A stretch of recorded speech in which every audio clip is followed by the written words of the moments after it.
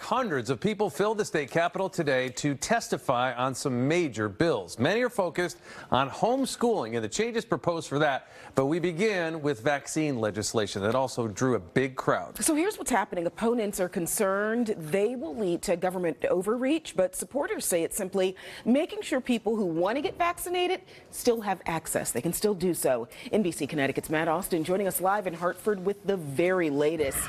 Matt. Yeah, so Mike and Keisha, the public hearing about vaccines started in the room behind us early this morning and set to go until midnight, around midnight tonight. Now, many who showed up here today were pretty critical of that time cutoff and the vaccine bills themselves. I don't want to be told what to do. It's my body, my choice. From people gathered outside the state legislative office building in Hartford to inside, many voiced their opposition to proposals dealing with vaccines. So we just want transparency from the government. We want them to listen to what we're here to say. Hundreds of people signed up to speak about the vaccine legislation. Democrats say the plans help make sure people can get the vaccines they want. It is very clear from the conversation that we are having, a lot of people who are here have misinformation about what the bill does. We're told under these two bills, state recommendations for immunization would be based on a wider group of experts, not just a CDC advisory group that was overhauled by the Trump administration and recently has been making changes when it comes to vaccines. Lawmakers say the state proposals would help with insurance coverage, and any updates would still have to go through a regulatory process. Passing this law will allow us to maintain our current access and purchasing power.